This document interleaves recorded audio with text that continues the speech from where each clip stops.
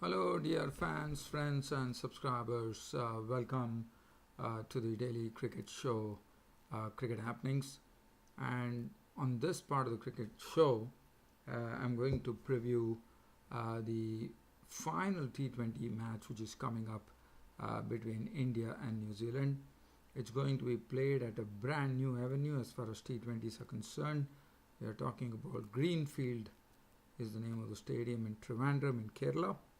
And uh, well, as you know, this is the decider, and definitely whichever team wins takes it. So far it has been even Stevens. So it will be the onus will be on both the teams, no doubt about it. So I'll do a brief preview, and also we'll have a look at the West Indian squad, which has been selected to New Zealand, which has Kyle Hope, who really has not got, after playing 14 innings where he was given a long run, did not have a single 50 under his belt, and he has been told to go back to domestic cricket. And in his place comes a very talented and a very prolific scorer in domestic tournaments here in West Indies, Sunil Ambris. So we'll talk about that. So, but first, let's go to the preview.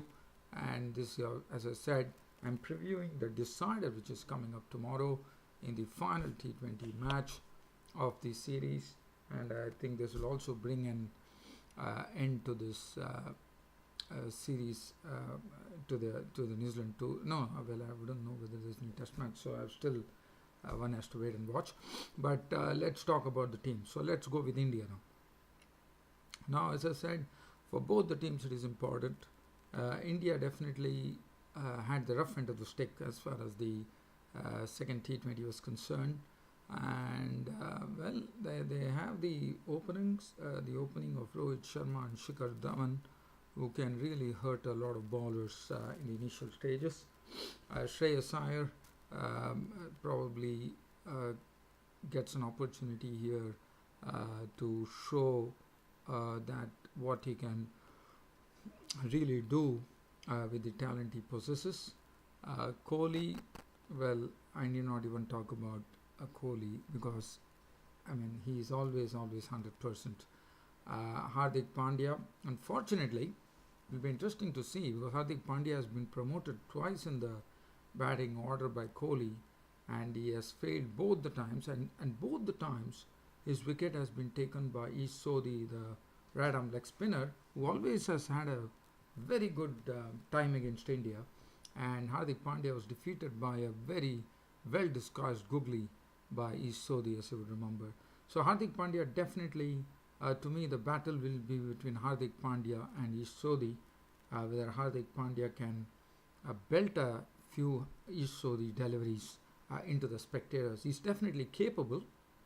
It is a matter of selecting the right ball to have a go at. So Hardik Pandya will definitely be having a battle with the New Zealand leg spinner, Ish Sodhi.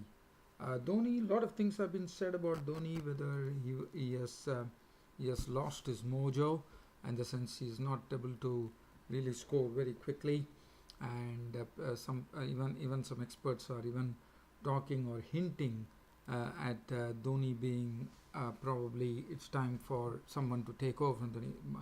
Well, what I would like to say about Dhoni is that Dhoni is almost coming to his evening of his career. I would love Dhoni to really indulge himself in such a manner that he really goes biffing the ball, because he definitely has the power to do so. One has seen that, and I don't know, probably it would be sounding like a crazy idea, but I would love Dhoni to actually open the innings in one day internationals. And I know that here I am talking about disturbing the combination, a very successful opening combination at that, of Rohit Sharma and Shikhar Dhawan.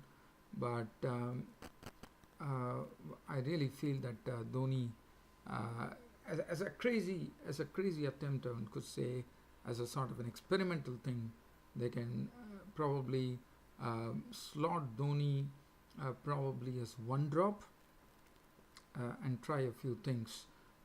I wouldn't be the least surprised. The bowling, Well, Bhuvneshwar Kumar, Jasprit Bumrah, always doing a fine job with the ball, no doubt about it. Akshar Patel, who has been really doing his job against the Kiwis. Now, whether they are going to go with, I mean, as you know, Mohammad Siraj was a bit costly, so probably Mohammad Siraj might be left out of it, and maybe Kuldeep Yadav, the Chinaman bowler, might come in the mix.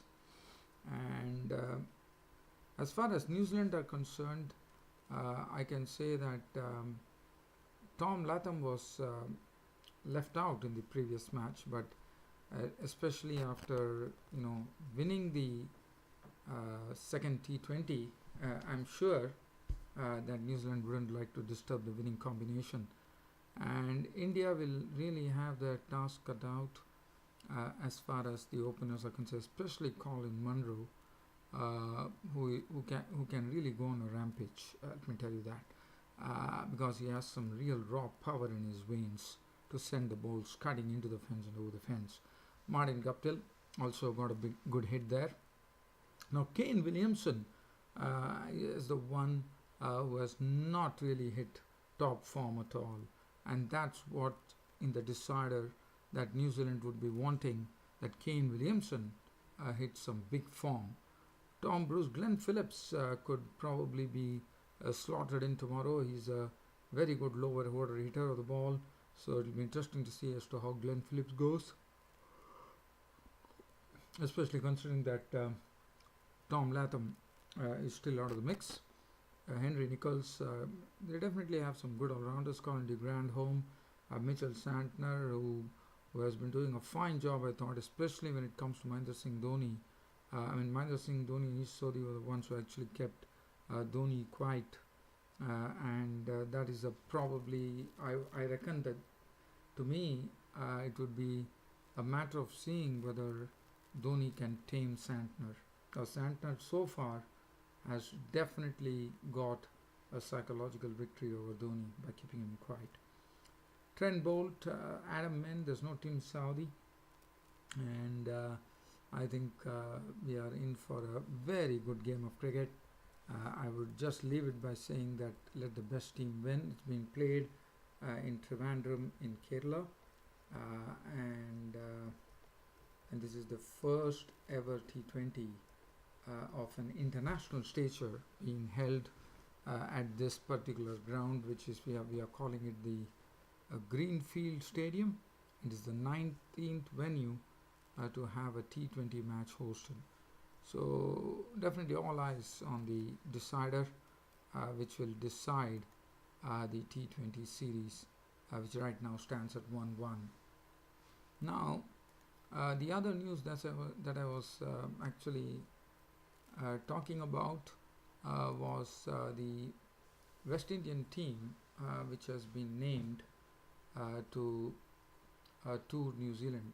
It starts from 25th of November, and the West Indies Test squad almost the same, barring the change which I told about Kyle Hope. Now Kyle Hope, I thought he has been given a real long rope. He has not got a single 50 under his belt after 13 innings, and that's the precise reason the West Indian selectors feel that he has to go back to the drawing board, probably go to the West Indies domestic circuit and make a few runs and then come back. So Kyle Hope has been not delivered as promised, I would say.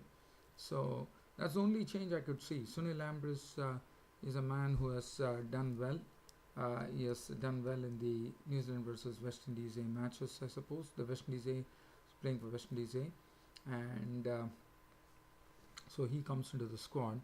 Other than that, it's the same squad. Jason Holder, captain, Craig Brathwaite, Sunil Ambris, Devendra Bishu, Jermaine Blackwood, Roston Chase, Miguel Cummins, Shane Dowd, Shannon Gabriel, Shimron Hetmere, Shai Hope, Alzari Joseph, Kieron Powell, Raymond Reefer, and Kemar Roach. So that's the composition of the team which will leave for New Zealand on 25th of November. Basically, the tour starts from 25th of November. Well, dear fans, today there's not much to dwell on. It's about time for me to pull the curtain down on this cricket show by bidding you all a very good night. Thank you.